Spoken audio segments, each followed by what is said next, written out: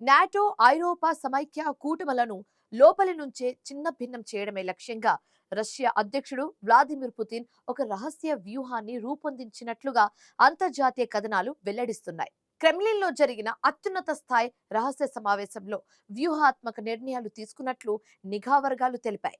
దీనికి సంబంధించిన పూర్తి వివరాలు ఇప్పుడు స్పెషల్ స్టోరీలో ట్రాక్ చేద్దాం.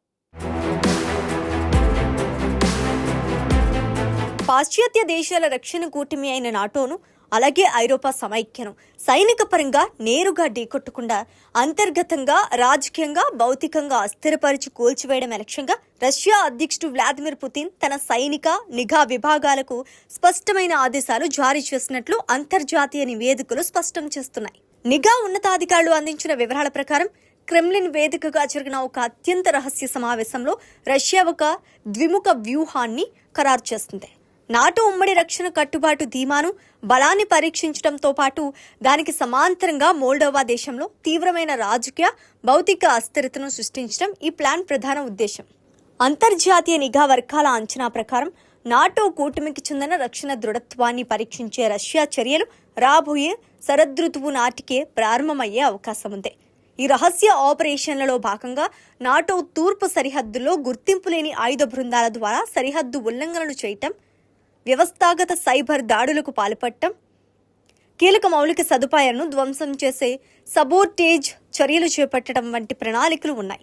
నాటోతో నేరుగా ముఖాముఖి యుద్ధానికి దిగకుండా ఐరోపా ఖండంలో అతిపెద్ద అస్థిరతను సృష్టించేందుకు మోల్డోవా దేశమే రష్యాకు ప్రాథమిక వేదికగా మారిందని పాశ్చాత్య రక్షణ అధికారులు విశ్లేషిస్తున్నారు. ఉక్రెయిన్ పూర్తిగా లొంగదీసుకోవడమే పుతిన్కు మొదటి ప్రాధాన్యత కాగా, మోల్డోవాపై సంపూర్ణ రాజకీయ అండ్ సైనిక నియంత్రణ సాధించడం ఆయన రెండవ ప్రధాన లక్ష్యంగా పెట్టుకున్నారు. రష్యా రూపొందించిన దీర్ఘకాలిక వ్యూహం ప్రకారం దక్షిణ ఉక్రెయిన్ ప్రాంతాలను పూర్తిగా స్వాధీనం చేసుకుని రష్యా నియంత్రణలో ఉన్న భూభాగం నుండి మోల్డోవా సరిహద్దుల వరకు నేరుగా ఒక ల్యాండ్ క్యారిడార్ను నిర్మించాలని చూస్తోంది. ఒకవేళ ఇదే గనుక జరిగితే ఉక్రెయిన్ నాటో సభ్య దేశమైన రొమానియా మధ్య నలిగిపోతున్న కేవలం 24 లక్షల జనాభా ఉన్న చిన్న దేశమైన మోల్డోవా రష్యా దాడులకు పూర్తిగా గురి కావాల్సి వస్తోంది. ఇప్పటికే మోల్డోవాలోని విడిపోయిన ప్రాంతమైన ప్రద్నెస్ట్రోవియా లేదా ట్రాన్స్నిస్ట్రియా రష్యా తన బలగాలను దశాబ్దాలుగా మోహరించి ఉంచింది. ఈ రష్యన్ మిలిటరీ స్థావరం మోల్డోవా రాజధాని చిస్సినౌకు అత్యంత సమీపంలో ఉండటం ఆ దేశ భద్రతకు నిరంతరం అతిపెద్ద సవాలుగా మారింది. మోల్డోవాను భయపెట్టేందుకు రష్యా కేవలం ప్రత్యక్ష సైనిక కదలికలపై మాత్రమే ఆధారపడడం లేదు. ఇండైరెక్ట్ దాడుల ద్వారా ఆ దేశాన్ని ఏ విధంగా దెబ్బతీయొచ్చో ఇటీవల సరిహద్దులో జరిగిన కొన్ని దాడుల ఘటనలు ప్రత్యక్షంగా నిరూపించాయి.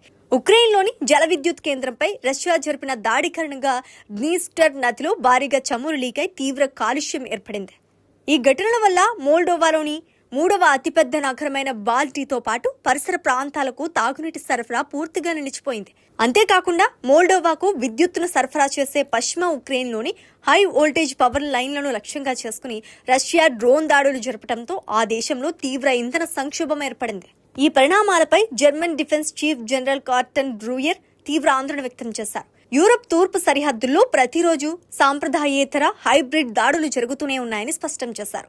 రష్యా నుండి ఎదురవుతున్న ఈ ఉమ్మడి భద్రతా ముప్పుని తిప్పికొట్టడానికి పోలాండ్, బాల్టిక్ దేశాలు తమ డ్యాంలు, పవర్ స్టేషన్లు, గ్యాస్ నెట్వర్క్ల వంటి కీలక మౌలిక సదుపాయాల వద్ద భద్రతా వ్యవస్థను అత్యంత కఠినతరం చేశాయి. అయితే రష్యా ఈ నాన్ కన్వెన్షనల్ వార్ఫేర్లో భాగంగా ఉక్రెయిన్లో తయారైన డ్రోన్లను ఉపయోగించి నాటో భూభాగంలోని ఫాల్స్ ఫ్లాగ్ ఆపరేషన్స్ చేపట్టవచ్చని పాశ్చాత్య నిఘా వర్గాలు భావిస్తున్నాయి. అంతర్జాతీయ వర్గాలు వెల్లడించిన దాని ప్రకారం ఇలాంటి ఫాల్స్ ఫ్లాగ్ దాడుల ముఖ్య ఉద్దేశం భౌతిక వినాశనం చేయటం కంటే నాటో కూటమి దేశాల మధ్య తీవ్ర రాజకీయ గందరగోళాన్ని, అస్థిరతను సృష్టించడమే. ఈ దాడులు ఎవరు చేశారనే దానిపై విచారణలు నాటో ఆర్టికల్ 5 ప్రకారం రీటేక్. ఈ దాడులు ఎవరు చేశారనే దానిపై విచారణలు నాటో ఆర్టికల్ 5 ప్రకారం ఉమ్మడి రక్షణ చర్యలు చేపట్టాలా వద్దా అనే అంశంపై వాషింగ్టన్, యూరోపియన్ రాజధానుల మధ్య తీవ్రమైన విభేదాలు, వాగ్వాదాలు రేకెత్తించడమే రష్యా అసలు వ్యూహం. ఉక్రెయిన్ యుద్ధ భూమికి ఆవల రష్యా నడుపుతున్న ఈ నిశ్శబ్ద హైబ్రిడ్ సమరం ఐరోపా రక్షణ వ్యవస్థకు, నాటో ఐక్యతకు ముందెన్నడూ లేని విధంగా ఒక పెద్ద సవాలుగా మారబోతోంది. సమాచార దాడులు, సైబర్ నెట్వర్క్ విధ్వంసం, సరిహద్దుల వద్ద అలజడులతో పాటు పొరుగున ఉన్న మోల్డోవాను పావుగా వాడుకుంటూ పాశ్చాత్య శక్తుల మానసిక ధైర్యాన్ని దెబ్బతీయాలని రష్యా భావిస్తోంది.